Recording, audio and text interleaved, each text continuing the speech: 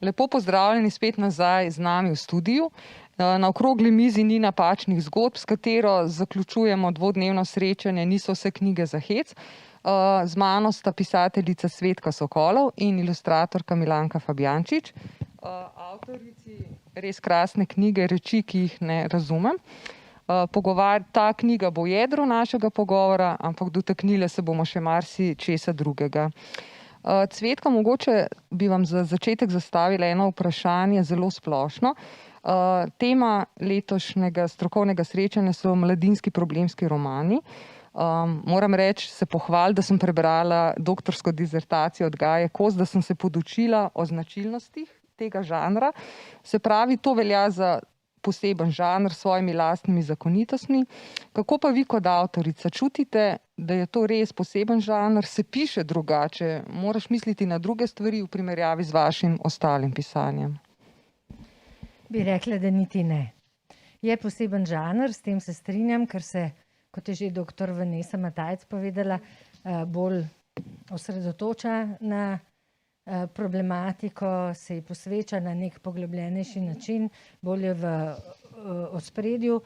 V resnici pa, kar zadeva mene, literatura tudi za odrasle bralce, ki ne nagovarja nekega človeškega problema, medčloveških odnosov, ki nima nekega sporočila,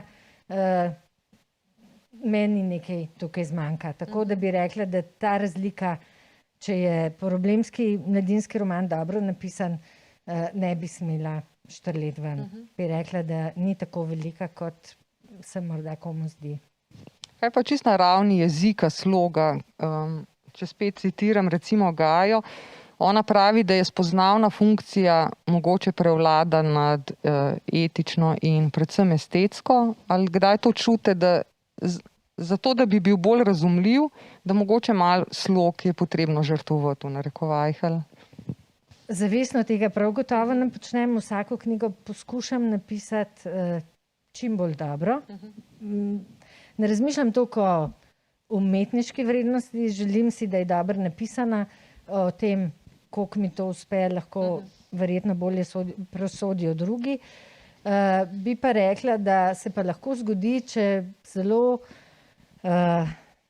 izrazito zasleduješ en cilj in eno sporočilnost, kar se je do neke mere mi dogajalo pri romanu Vsak svojega planeta, se ti pa lahko zgodi, da ta zavestna angažiranost, mogoče celo družbeno-politična nota, ki si jo privoščiš, pa bi lahko malo tudi vplivala. Moraš paziti, da to res nekakšen pamflet ne postane, da še vedno se giblješ v tem svetu fikcije, ne pa aktivizma. No?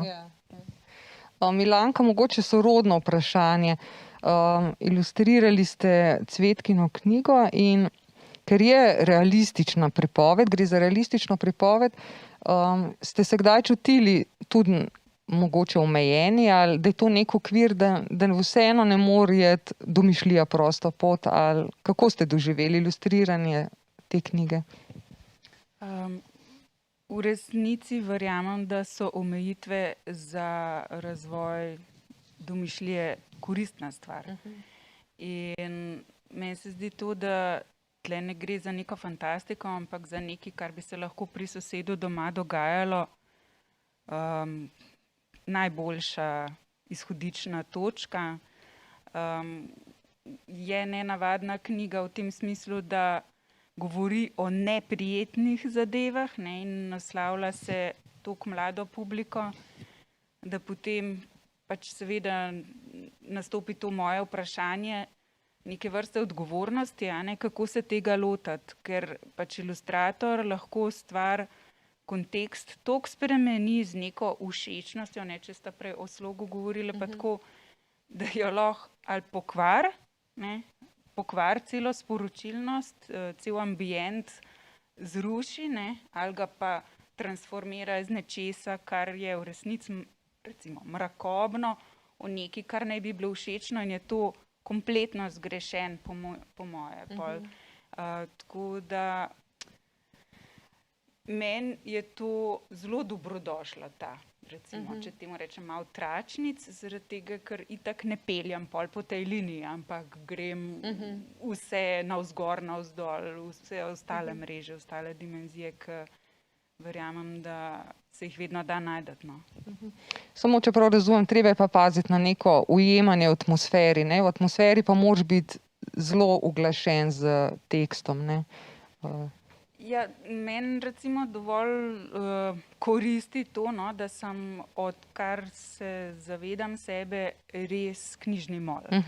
In mislim, sem tak ljubitelj zgodb na vseh področjih, ne. Tudi kot avtorica animiranih filmov jih kujem neke vrste in se mi zdi, da zgodbe zmeraj tako fizično dojemam. In tudi, ko grem v prvo branje nekega besedila, jaz se čist potopim noter. Mislim, tle ni nobene distance, ne držim A4 papirja, ki so črke gor natisnjene, ampak je to res en tak izliv ali pa spoj zgodbe, besedila, posredno tudi pisatelja in mene, a ne, in mislim, da je glih v tem mogočem prvem stiku tisti recept ali pa tisti filtrat, ki ga jaz potem želim v likovni smeri nekako pretopiti za naslednjega potencialnega konzumenta zgodbe. Hvala. Ja, Milanka nama je zdaj odstrla malo pogled v svoj ustvarjalni proces. Kako pa gre to pri vas? Glede na to, da je v problemskih mladinskih romanih res v ospredju problem, ne, to tudi seveda ime, kako pristopate, kje začnete? Ali je najprej ideja za sam problem, za temo, jedrno temo, ali morda obratno, da je nek okvir zgodbe, mogoče en res močan lik, ki vas nagovori? Kje začnete pri temi zgodbi, mislim pri samem problemu, kako gre? Prav pri temi. Moj navdih vedno prihaja iz tega, kar opazim okrog sebe, kar se ljudem dogaja, kar preberem. In ogromno stvari mi gre direkt v živo in enostavno se pojavi neka močna notranja potreba, da bi se na to odzvala z besedilom problemskega romana in z veliko željo, da bi tukaj lahko kaj prispevala k reševanju določenih pojavov, ki niso v redu. In pomagala mladim bralcem, vsaj z obližem, ne delam si iluzij, da lahko literatura gore premika, ker če bi jih lahko, bi bil svet drugačen, kot je, se mi zdi. Mislim pa, da vseeno lahko veliko naredi, zlasti, če tudi mi odrasli, potem, ko je enkrat knjiga objavljena, poskrbimo, da pride do mladih bralcev in se z njimi tudi o stvareh pogovarjamo. V tem smislu najbrž je malo različno pisanje kot pri neproblemskih, da je potrebno zelo dobro poznavanje problematike, tudi neka ujemanje z resničnostjo, ne, z nekimi. Kako se lotevate tega čisto raziskovalnega dela, najbrž pred samim pisanjem, ali berete sorodno literaturo, strokovno, mogoče romane sorodno tematiko, se posvetujete že v tej prvi pripravljalni fazi strokovnjaki mogoče? To je pa zelo različno. Zelo velikokrat dobesedno na glavo skočam v temo, ker me tako žuli, da ne morem dočakati in nimam pojma, kaj se bo zgodilo in kakšna bo zgodba. Ni pa vedno tako. Recimo v primeru v Napačni zgodbi, ki se osredotoča na odnos med učiteljem in njegovo 16-letno dijakinjo, sem najprej prebrala vse, kar je bilo na voljo na to temo. Prevodne literature v slovenščini in tudi raziskovala sem, ali je kdo že o tem od slovenskih avtorjev, avtoric pisal, da se ne bi ponavljala. Je bila to recimo ena taka raziskavca, ne? Potem pa se vmes pokaže, kaj moraš raziskati. Recimo pri reči, ki jih ne razumem, sem vedela, kjer je moja osnovna tema, ki se ji želim posvetiti. Potem sem prišla pa do problema na koncu, ko se le odrasli pojavijo in začnejo ta gromozanski Alinin problem reševati. Je bilo pa treba kar konkretno vedeti, tam si nismo mogli nekih nedoslednosti privoščiti, ki ne bi bilo v skladu s tem, kar se dejansko zgodi, kadar pride do pravih ušes zgodba o nasilju za domačimi stenami. In tukaj sem pa stopila v stik z socialnim delavcem, ki mi je povedal čisto konkretno, kaj se v takih primerih zgodi, in sem si kar oddahnila, da ni prva rešitev, da bi otrok to mamo, kakršnakoli že je, izgubil, ampak da se najprej ponudi družini priložnost, da se ta problem reši, a ne. Spet tretji primer, ta Vsak svojega planeta, to je bila pa ena huda raziskava vnaprej. Sem pa brala takšno in drugačno literaturo pred 2 leti, Cerkev in spolnost, teologija telesa, ni, da ni specialistka še danes.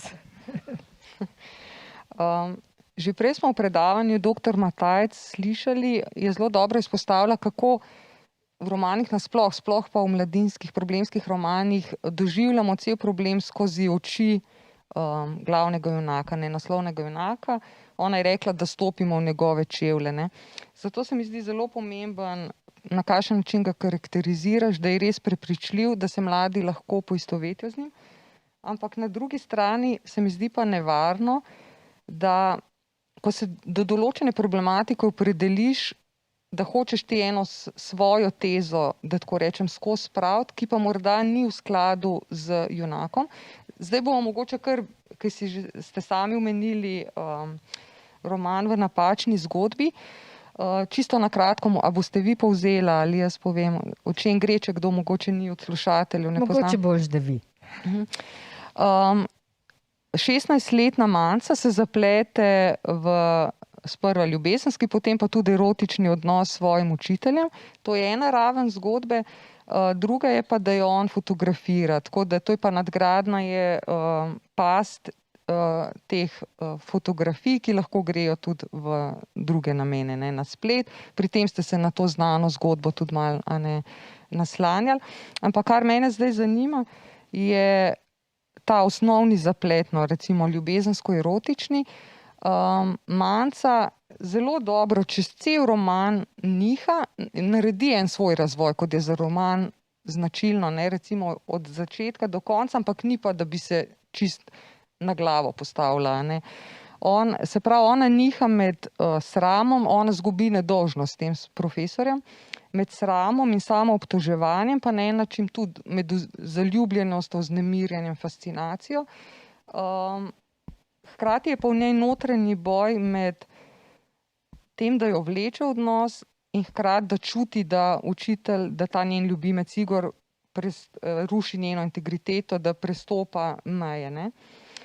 Moje vprašanje je, najbrž kot avtorica, kot ženska, bi morda želeli podati, se opredeliti, da se je treba močneje upreti. Ampak če pa gledava iz psihološke prepričljivosti 16-letnega dekleta, ki je povrh vsega, se pravi, ona je 3-kratno v podrejenem položaju, ne. Mlajša je, 2-krat mlajša je učenka, čist neizkušena je pa v bistvu prepričljivo, da ne zna reči ne.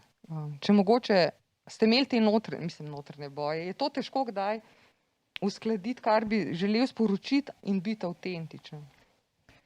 Jaz osebno menim, da ta roman sporoči točno tisto, kar mora sporočiti. To že naslov pove, ne. Naslov jemljem z jezika te glavne junakinje, tega literarnega lika, ko ona v tistem trenutku dejansko, ko se ta prvi spolni odnos zgodi, čuti, da to ni to, ne. Ona bi morala spolnost raziskovati svojim vrstnikom, začeti z držanjem za roke in vsem ostalim, kar spada zraven. Tukaj se najde odrasla oseba, ki jo dobesedno zlorabi, in ona čuti, da se je to zgodilo, ne. In reče sama, počutim se, kot bi se znašla v napačni zgodbi. In se je. In to naslov sporoča, to je ta moj hkrati avtorski glas, ki ga sicer vzamem od nje, a ne, ker se pač želim, ko ste prej omenili, ta prva osebna pripovedovalka je zame ravno varovalka, da ne bi jaz preko te osebe, mislim, moje sporočilo mora biti subtilno zapakirano, mora biti pa absolutno in 100% jasno. Tukaj ne sme biti čisto nobenega dvoma, kdo kakšno vlogo tukaj odigra. Jaz bi si seveda želela mlado dekle, ki bi reklo odločno ne in odkorakalo, ali pa sploh ne bi dopustilo, da bi prišlo tako daleč. In gotovo so tudi taka mlada dekleta, ki tako ravnajo ali bi ravnala. Gotovo je pa tudi zelo veliko deklet, ki točno v to past padejo. In moja želja je, da bi, če se jim je to zgodilo, že prej sem govorila o tem bližu, da bi jim to bilo v neko uteho, da niso edine, da bi mogoče v tuji zgodbi videli, kako zelo je to bilo, ali je narobe, morda katera zbrala moč, da odkoraka z takega odnosa, ali da v njega sploh nastopi. Ne? Čeprav spet, tako kot sem rekla, se absolutno zavedam omejitev moči literature. Ne?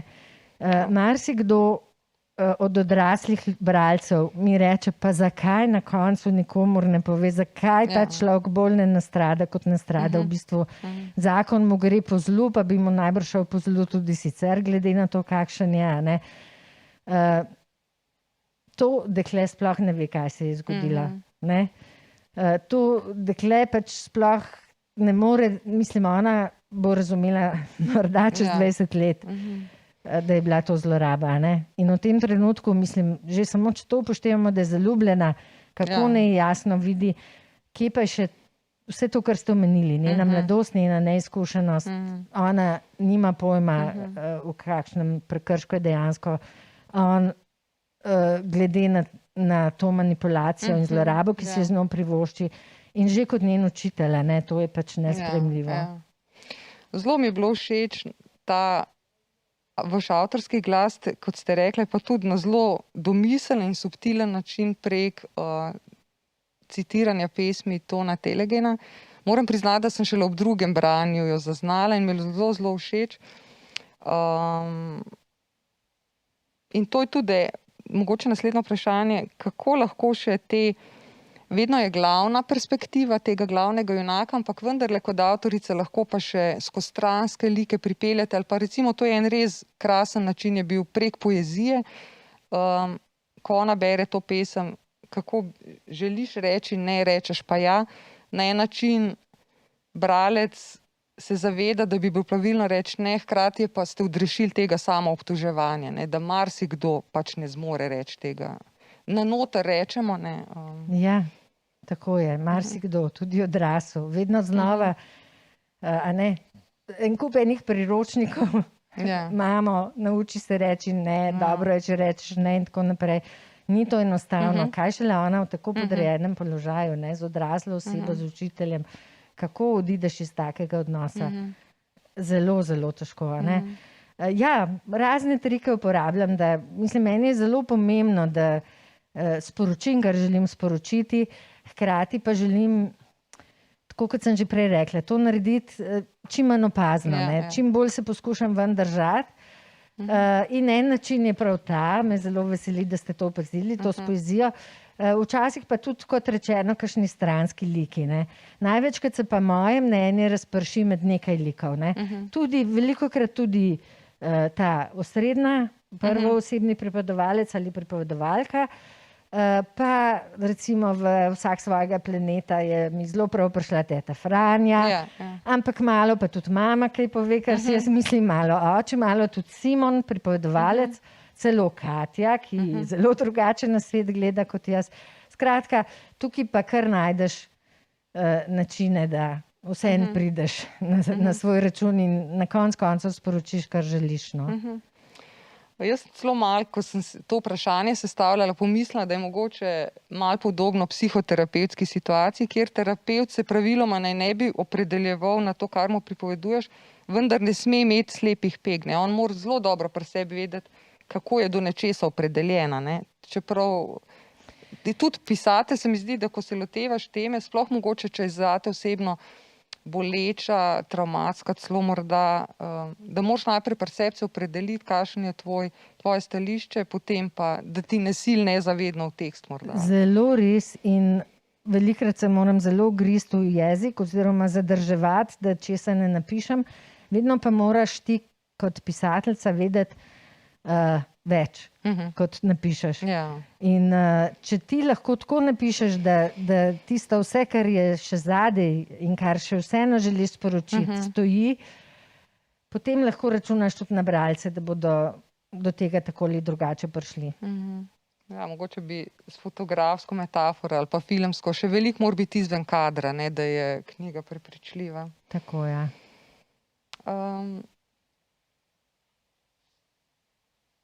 Ja, mogoče bi se malo še vrnili k ilustracijam. Kako te vse, kot si že sama omenila, da se še stvari, ki niso, no, da spet rečem, ki so izven kadra, da pripelješ noter. In tudi tukaj se mi zdi, da si se ti mogla na en način tudi opredeliti do tematike.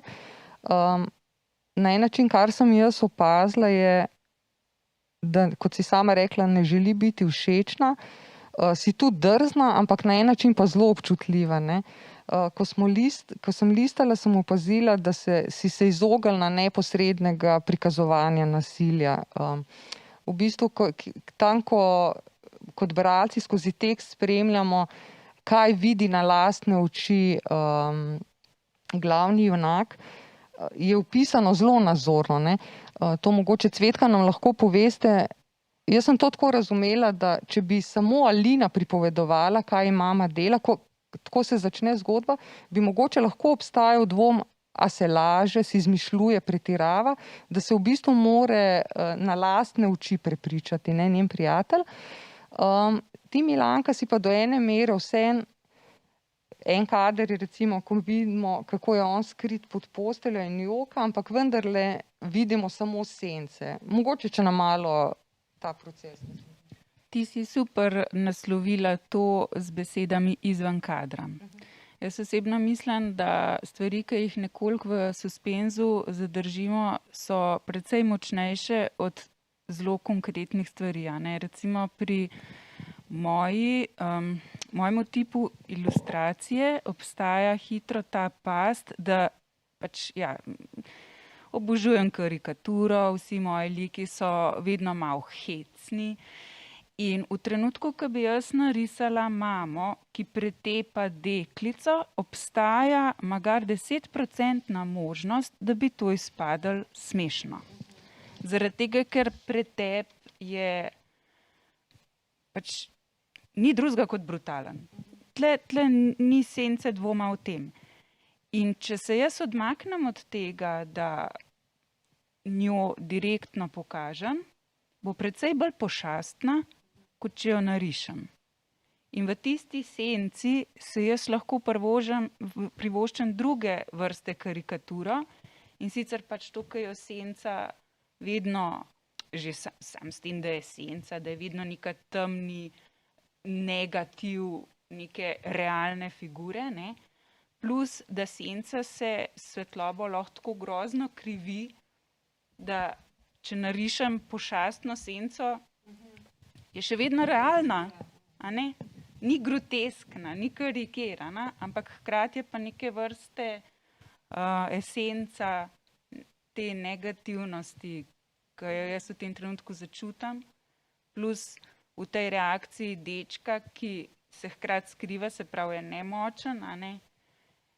Ampak hkrati se v njemu neka borba že dogaja in zaščitništvo in pač skriva se pred tem. Se mi zdi, da je to še močnejše, ne. Se pravi, imaš hkrati to zrcaljenje skozi senco, ne, in potem tudi to njegovo obrazno reakcijo in solze in skritost pod neko posteljico, a ne.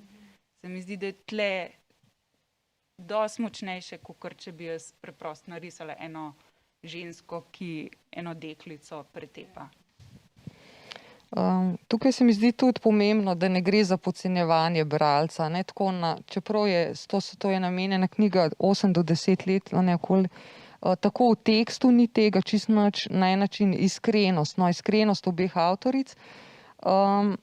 Do ene mere so še druga likovna sredstva, ne, to je recimo omenile sva zdaj senco, potem s perspektivo veliko počneš, ne, da se povečajo recimo starši. Zelo pri obeh sem pa opazila, to je tudi iz filmov, no, poznam, da se psihologi pogosto, ko delajo z majhnimi otroci, prek igre z igračami izvejo, a ne. Tukaj se mi zdi, da si spet na lep način uvedla, kaj se dogaja, ko Alina v bistvu, bralci izvemo, kaj dela mama z njo prek igre, njene igre z njenimi igračkami, ki jih kaznuje. Potem tudi boste obe odgovorili, Milanka, pa tudi si veliko gradila na igračah, ne. Se pravi, sploh otroci, sploh iz slikanic in ostalih knjig so igračke vedno neko mesto ljubkosti, domačnosti, a ne, nekega varnega doma. Tukaj obedve spodmakneta to, Cvetka vpelje to kaznovanje, vi pa, igračke so pogosto v prvem planu, v takih nelagodnih pozah. Se vam zdi, da otrok razume, no, vsaj intuitivno, ker to je že malo mogoče simbolična govorica? Otrok najprej ne razume, ne. Dobila sem nekaj odzivov bralcev oziroma staršev, ki so to brali svojim otrokom. Najprej se smejijo, ko ta punčka pretepa svoje igrače, potem se pa zgrozijo, onemijo, ne morejo dočakati srečnega razpleta. Tukaj je pač na delu ta iskrenost, o kateri govorite, in nepodcenjevanje bralcev, ne. Če morajo kdaj malo počakati do tistega trenutka, ko klik naredi in razumejo, nič hudega, ne, skozi to se učimo. Da pač, se pa sebe spomnim, kako sem kričala na svoje igrače, ki niso hotele spati, tako kot so name vzgojiteljice v vrtcu, ki nisem hotela spati, tako da tukaj je pač čisto moja osebna izkušnja bila tudi na delu. Pa tudi zanimivo, da ravno v tem času sem en intervju z Anito Ogulin brala, ko sem to besedilo pisala in je ona pripovedovala, kako se otroci vedejo na teh počitnicah, kamor jih peljejo in kako se iz tega vedenja razbere, kaj se z njimi dela. Torej sami sebe kaznujejo, tako kot to Alina naredi, ko za neko čisto malenkost in je to ogledalo tega, kar se doma dogaja. Tako da tudi malo sem iz tega, oziroma to mi je potrdilo to izkušnjo, ne. Tako da, ampak in tudi ta, tako kot mladi bralci na prvo žogo ne razumejo, tudi Oto, pripovedovalec najprej ne razume, ne. Malo mu je čudno, malo mu je neugodno, pa te grozne pravljice z krutim kaznovanjem, v katerih en tak sprevržen užitek najde to ubogo dekletce. Razume, da nekaj ni v redu, pa ne ve točno zakaj. On mora točno videti, kaj se dogaja.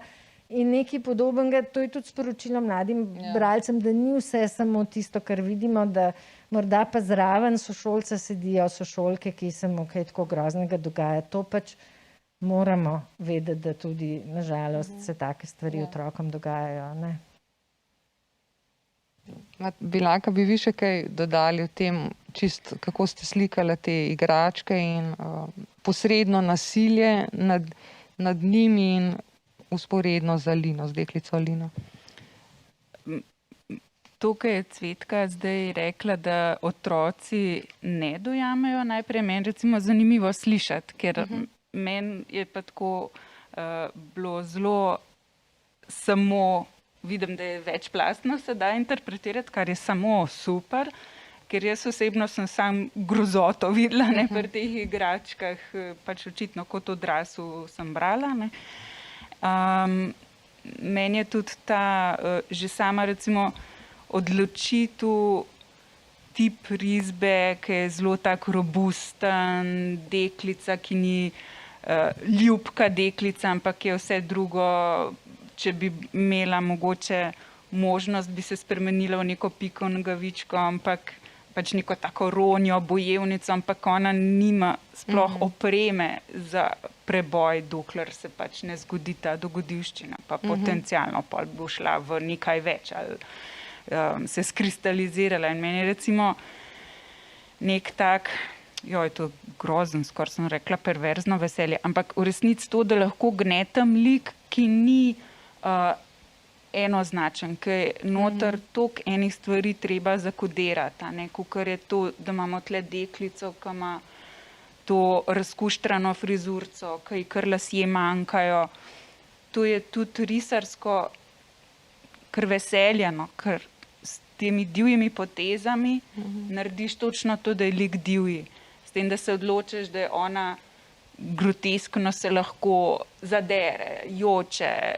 To so vse ene take, je neka svoboščina v ilustratorskem smislu, a ne, ki greš ven izven okvirja polikanosti in ne vem, neke simpatičnosti za otroke in tukaj jaz pol zakodiram noter te sublimna sporočila, kjer recimo, no, tako, če dam za primer, Quentin Blake, ki ilustrira Rolda Dahla, je bil meni vedno krasen, ampak kako bi lahko z nekimi polikanimi ilustracijami isto čarovnice videl? Ne moreš jih videti. Čarovnice morajo biti take, morajo biti razcufane, linija mora biti blazna, tako kot da je nekdo v neki, nam rekla maniji, ampak tako, a ne, z enim izbruhom se lotil upodabljanja tega in nekako isto to veselje do tega izbruha sem jaz čutila ob tem, da se lahko lotam ene tok temne vsebine. No. Ja, mogoče nas to pripelje do naslednjega vprašanja, v narekovajih, recimo samocenzure. Vi ste večkrat omenili besedo polikanost, všečnost že. Cvetka, vas bi vprašala mogoče, da kot je to, recimo Gaja tudi upozorila, da so problemski romani tudi drugačna recepcija njih, ne? Na drugačne odzive naletijo. Ne presoja se jih vedno samo iz literarnega vidika, ampak tudi, kot imamo v slovenskem prostoru izkušnje, ne? Sploh, če so kakšne tabu teme ali tabu v narekovajih, ne? Ali pa bolj... Ali pa brez. No, pa rečemo brez narekovajev. Se pravi, ne obravnava se jih samo kot leposlovno delo, ampak tudi se jih, rečemo, kar direkt moralno sodi. Ne? Morda kakšne so vaše izkušnje, če so, pa... Ja, zelo me zanima. Ja. Načelno je ključna beseda iskrenost, ki ste jo že omenili. Torej, neiskrenost bodo bralci zaznali in ne bo prepričljivo. In prva ovira, pred katero sem se znašla v prvem takem romanu z kočljivo vsebino, so seksualni prizori. In seveda prva reakcija je, dajmo to samo malo nakazati in tako naprej. Ne? To čisto kot samocenzura govorite? Ja, ampak tudi ne želiš ti seksualnih prizorov vključevati, če ni nujno potrebno, ne? Ker to je res zelo delikatno in lahko hitro gre preko tiste meje, ki je primerna in naredi škodo besedilu. Ne gre za samo cenzuro, gre za to, da se ti vprašaš, ali moram to opisati ali ne. In v primeru tudi mojega prvega romana, ki je šel pri Mladinski knjigi, Kar ne ubije, in v primeru Napačni zgodbi, sem zelo hitro videla, bližnjice lahko samo pomenijo, da neham pisati in da tega besedila ne bo. Zato, ker če gremo v napačno zgodbo, če mi ne opišemo, kako se ta prvi spolni stik zgodi, ne bomo razumeli mogoče niti, da je to zloraba ali pa vsaj kako huda zloraba je. Mi moramo razumeti, kako to dekle to doživlja, da vidimo, kaj je ta odrasel moški ne naredil. Ne? In tukaj ni bližnjic ali pa tega ne pišejo. Ne?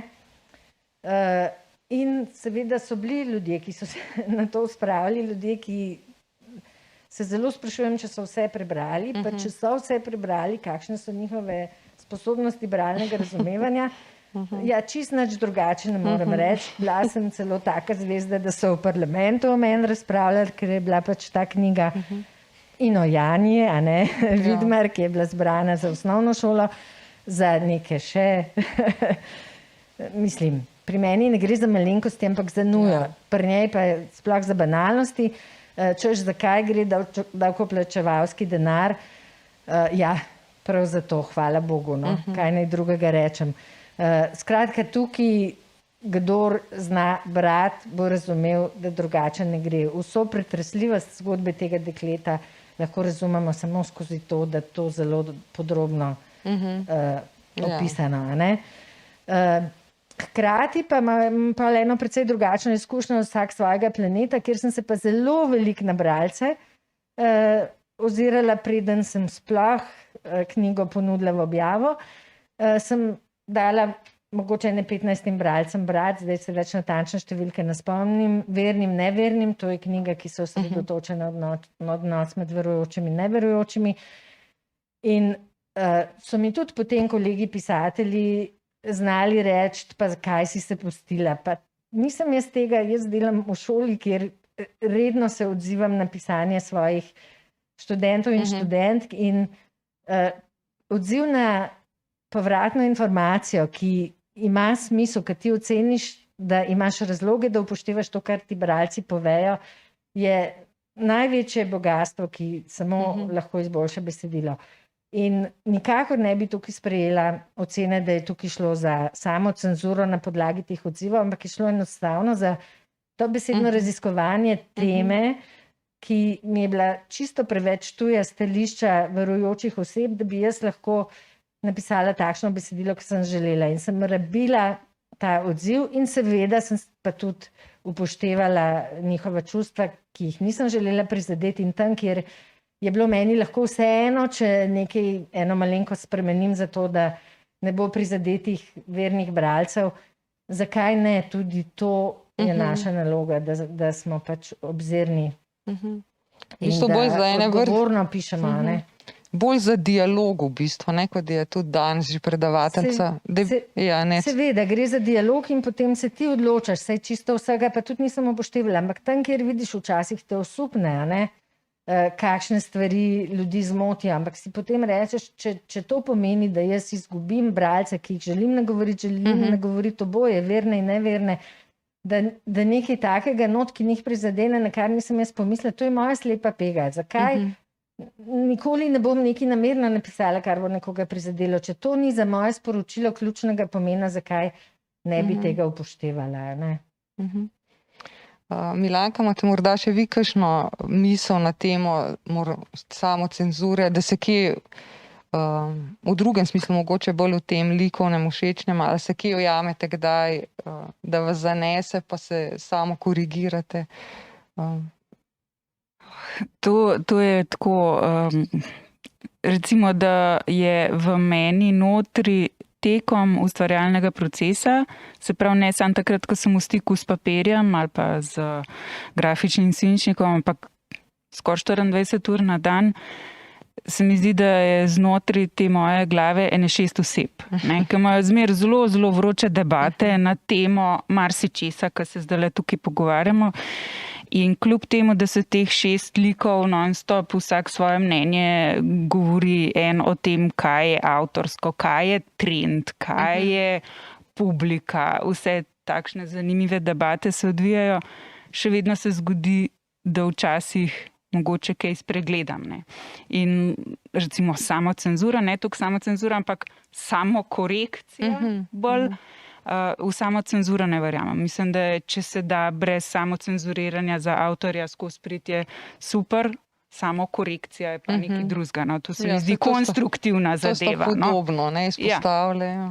No, in meni je recimo zanimiv zdaj ta proces, ko zdaj sem začela svoj animirani film delati, ne, in scenarij je bil že davno napisan, potrjen, zgodovoris napisan, potrjen in potem ko sem začela to na neko časovnico, se pravi, da stvar začne laufati, da tudi nekako filmu podobno postajati in začneva s producentom to oba gledati in mi reče, veš Milanka, ne glede na to, da je poznal zgodbo že zdavni in jaz isto, je rekel, po 2 minutah pa pol zgubiš gledalca. Ne vem, kaj se je zgodilo, ampak to. In je zanimivo, ker jaz recimo sem do tistega trenutka sam slepo nekako izvajala lastne ukaze notranje in sledila neki viziji. In potem gotoviš, da v resnici moraš imeti še nekoga, ki ti da nek konstruktiven uvid, sploh, ker ima isti, recimo, višji cilj, višji cilj je recimo narediti dober izdelek. Ne, da je pomemben, da se prodaja ali karkoli, ampak da je kvaliteten in da je nekako veren temu, kar ti kot avtor zastopaš. Ne? In če se da to skristalizirati z neko tako samo korekcijo, je to en tak užitek. No? Jaz v resnici potem, ko premagaš teh svojih 5 sogovorcev v glavi in jim dokažeš, a ne, da je pa mogoče še neka pot, ki je še boljša in bolj učinkovita in bo res zadela ta, kako se reče, center tarče, a ne, je to en dosežek v resnici, ne. Počasi moramo zaključiti. Cvetka, večkrat ste izpostavili, da sicer verjamete v moč, družbeno moč recimo pisanja, ampak v omejeni obliki. Pa vendarle se vam zdi na en način pisanje tovrstnih knjig, da je neka oblika družbene angažiranosti, vaše osebno? In še naslednje vprašanje. Glede na to, da so vaši bralci so mladi, ne, predvsem najstniki, kako čutite, zdaj je res močna konkurenca v drugih medijih, pač ne, družabna omrežja, internet, tudi veliko kvalitetnih stvari je, sploh nočem zdaj vrednotati, ne, knjiga, da bi eno na drugega postavljala, ampak če govorimo o problemih, marsikateri problem, ki recimo mlade tare ali zanima, je en klik stran ali pa tako rekoč ni teme, ki jo otipkaš, da ne bi najdel poplave zadetkov raznih. V čem je vendarle moč, morda celo prednost romana, knjige pred ostalimi mediji, prav v smislu seznanjanja mladih z neko problematiko? Najprej, kar zadeva angažiranost, na vsak način je to angažiran žanr, na vsak način nagovarja probleme, skuša iskati rešitve, skuša spodbujati, dati upanje, da se bodo stvari vseeno nekako iztekle, kolikor toliko dobro, tudi pri neznosnih problemih. Obstaja, veliko je bilo že diskusije na temo, a se morajo mladinski romani srečno končati. Jaz bi rekla, kar zadeva mene, vsaj žarek upanja, jaz vsak svoj konec pustim, ne. Zato se večkrat mladi bralci pritožujejo, pa zakaj odprt konec, zakaj nista skupaj prišla, zakaj ni to, zakaj ni ono. Zato, ker se življenje zadnjo stranjo ne konča, ampak nekako želim na koncu sporočiti, sej bo. Sej bo potrpeti, ne obupati, slej ko prej se stvari začnejo urejati, ne.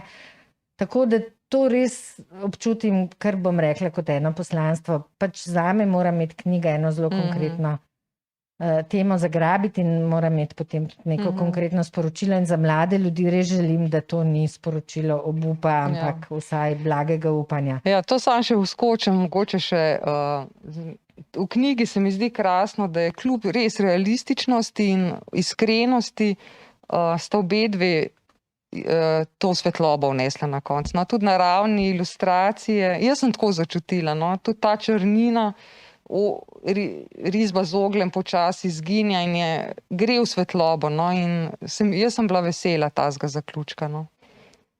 Ja, kam pa pridemo? Če vsaj tega žarka upanja ni, ne, to pa mislim, da moramo res mladim sporočati, da so stvari tudi najhujše tako ali drugače rešljive. Včasih je treba pa malo prej trpeti in potrpeti, ne, da do tega pridemo.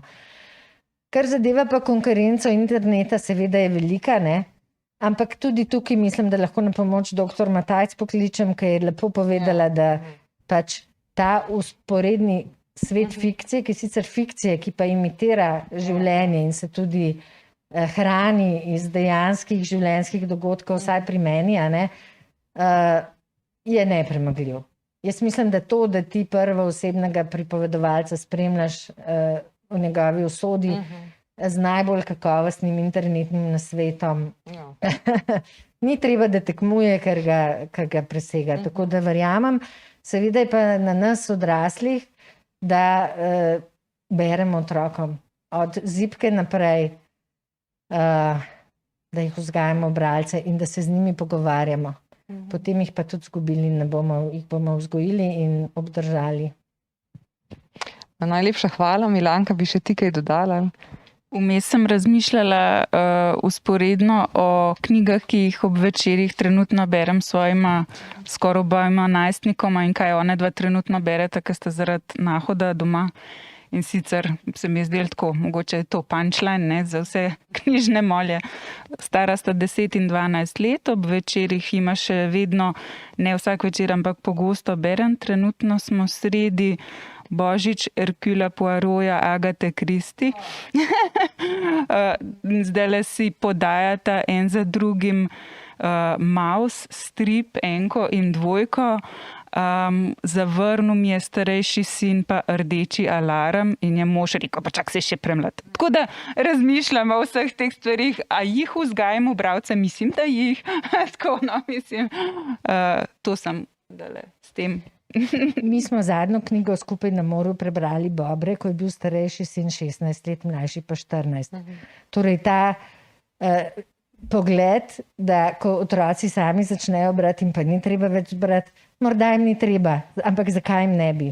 A ne? Pa zakaj ne bi družinsko še naprej, dokler je veselje brali in se zraven na zelo, zelo lep in bogat način družili. Tako da in zdaj, kot odrasla, 21 in 23 let stara, se ne morata prezahvaliti za to izkušnjo, to je najlepši spomin na otroštvo za njiju in tudi zelo dobro se je obneslo pri uspešnosti v šoli pri vseh predmetih. Tako da, dragi bralci, knjižničarji in vsi ostali, dajmo. To je pa res velika dota, ki jo lahko damo mladim. Najlepša hvala za res zanimiv pogovor. Jaz se pa svojim ne virtualnim, ampak realnim poslušalcem, ki vas pa žal ne vidim, zahvaljujem, da ste bili oba dneva z nami. Prosila bi še v imenu Miš založbe, ki je organizirala to krasno srečanje, da odgovorite na evalvacijske vprašalnike, ki ste jih dobili po mailu. Če kdo od vas potrebuje potrdilo, pa tudi lahko se oglasi prek elektronske pošte. Najlepša hvala in lahko noč. Jaz bi se pa zahvalila za zelo zanimiva vprašanja in prijeten pogovor. Najlepša hvala. Enako, ja. In tudi jaz maham lahko noč.